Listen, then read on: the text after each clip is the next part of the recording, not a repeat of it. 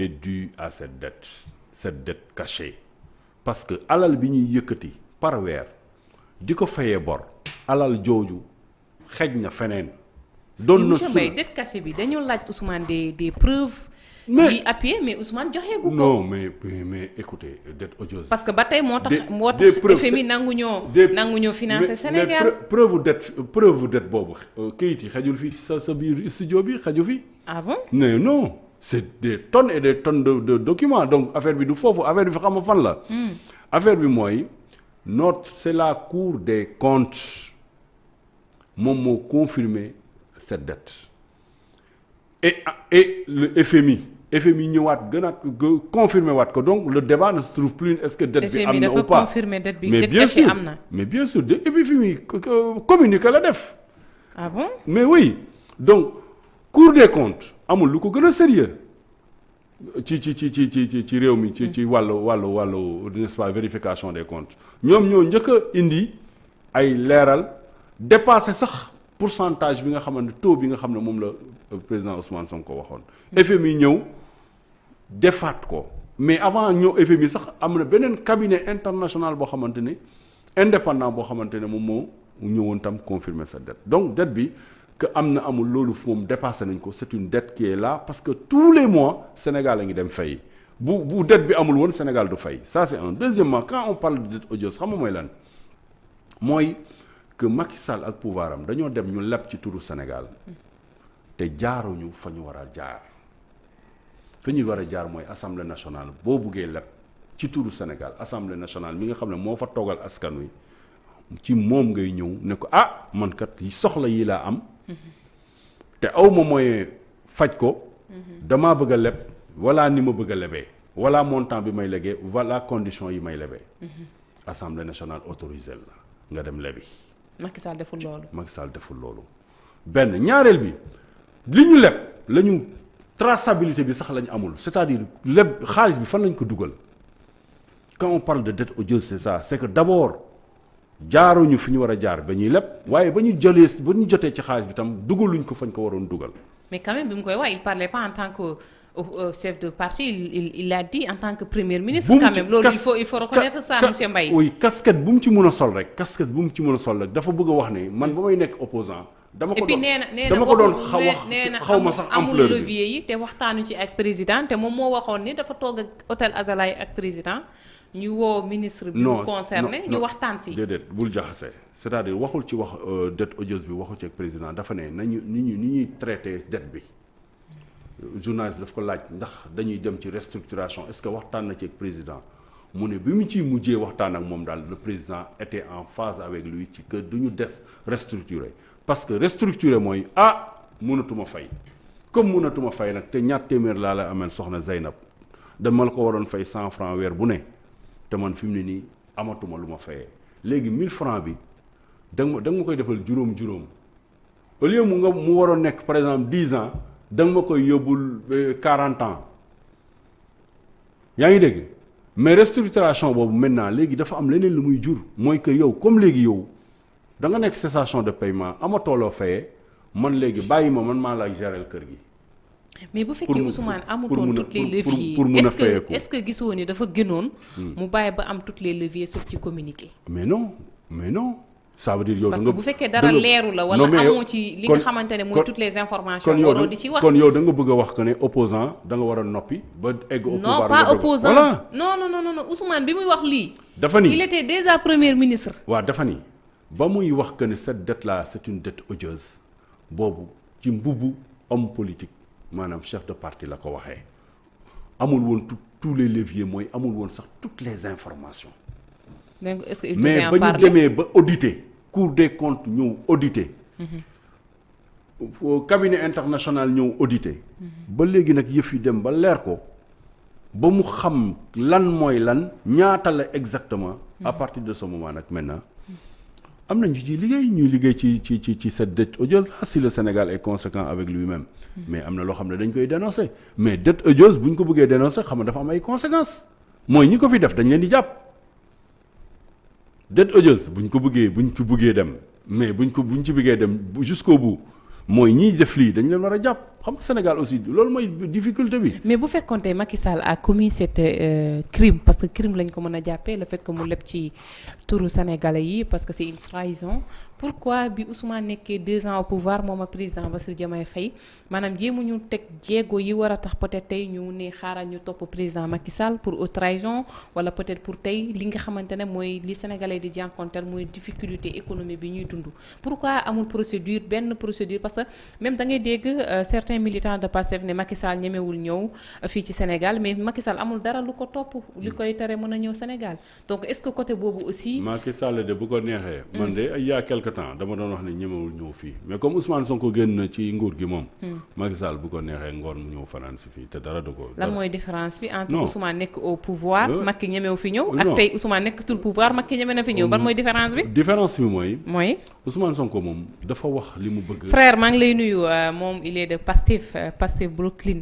depuis ca diaspora bi maa ngi lay nuyu bu baax a baax di la jaajëfal waaw tey yéen laa dalal tey moom maa ngi ak yéen waaw du ma leen may dara nag allez-y. donc je veux dire que donc.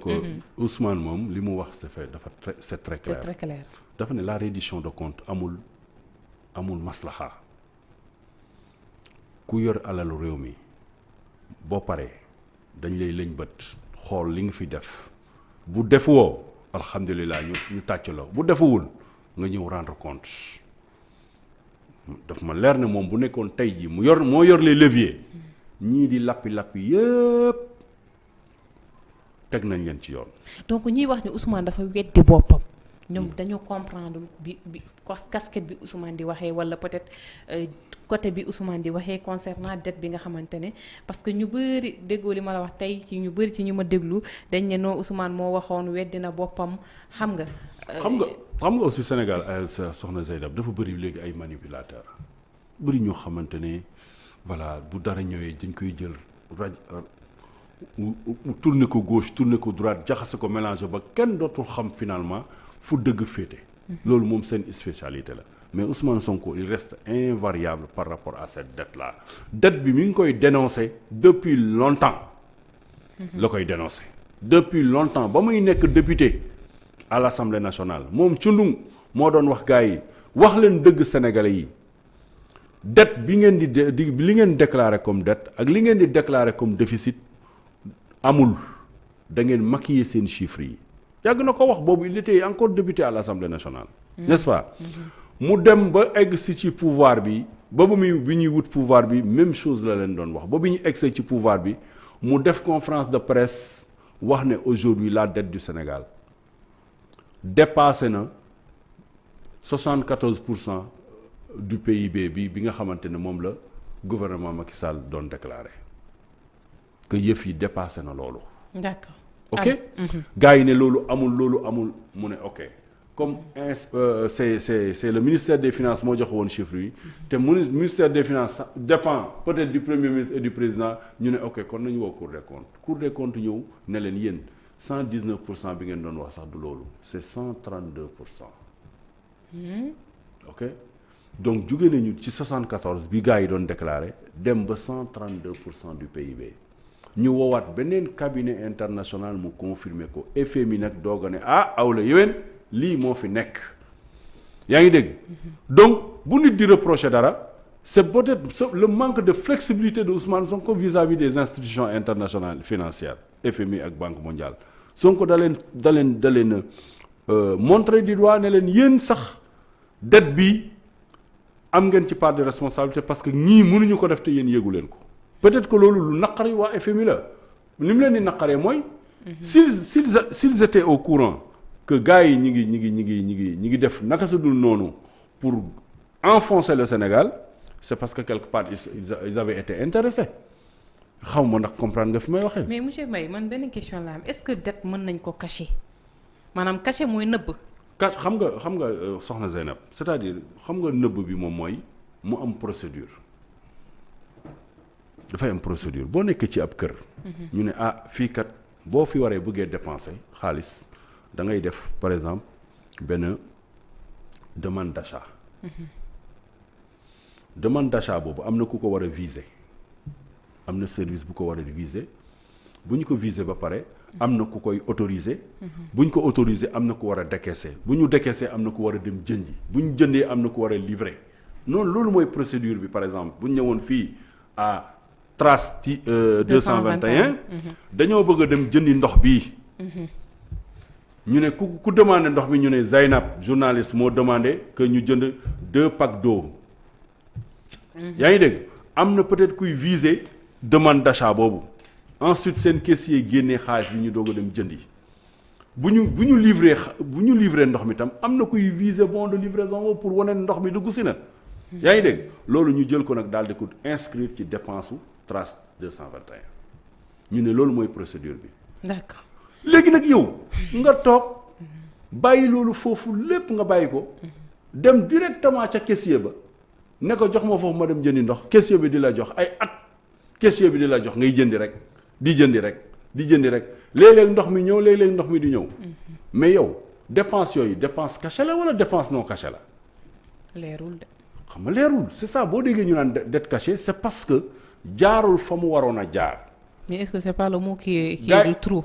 non c'est pas du tout. c'est-à-dire que d'accord dette dafa am procédure comme je t'ai dit. d'accord l'exécutif bu soxlaa xaalis amul sañ-sañu jóg rek dem lebi ji xaalis day dem ci législatif parce que législatif mooy assemblée nationale moom moo fa toogal askan wi bu ñuy leb ci turu askan wi la ñuy leb da ngay dem assemblée nationale ak sa loi de finances rectificative nga ne voilà ñun kat dañoo bëgg a leb xaalis pour defar lii assemblée nationale am na sañ-sañu woteel la ko comme am na sañ-sañu rejeter ko.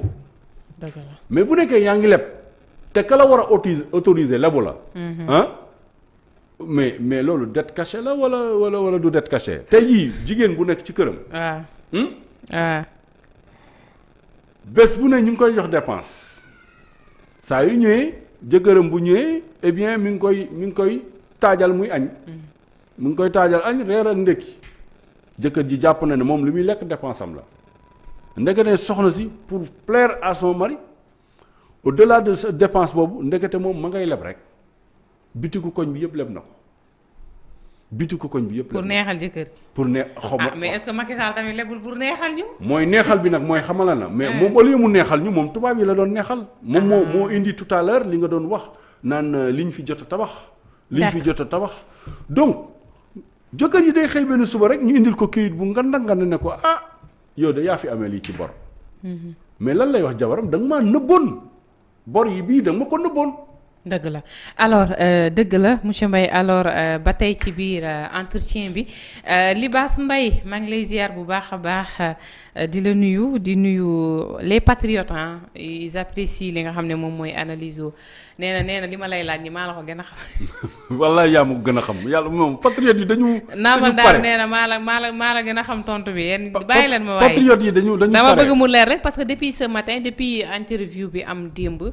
comme ni ma la wax rek ñu ngi wax ni que weddi na ko parce que levier yi et puis dafa wax ci casquettu président parti Pastef donc mu xaw a jur benn polémique boo xamante ne su ma toogee ak un patriote dafay baax ñu laaj ko loolu donc ba tey ci biir waxtaan bi dégg nañ ko mu prononcé wu ci mbirum homosexualité bi nee na loi la boo xamante ne daf fee mës a nekk que durcissement bi li ko indi moom mooy peut-être cette transmission volontaire bi nga xamante ne moom moo ci nekk yow da nga jàpp ni il est toujours constant ci li nga xamante ne moom mooy ci la nekkoon wala y a eu un changement comme ni ko ñenn ñi jàngatee aussi man de gisuma ci changement Ousmane Sonko daal wax dëgg yàlla les Sénégalais toute obédience confondue ñoo ko waroon a vraiment tàccu jox ko un satisfecit par rapport à sa posture il est resté lui-même resté droit dans ses bottes amul virgule bu mu changé ci ay position du ci kanamu tubaab yi sax ils étaient vraiment admiratifs ci posture bi nga xamante ne moom la am il a été très calme très clair sur toutes les questions amul benn bu mu ci daw tontu ko tontu bu jaar yoon affaire homosexualité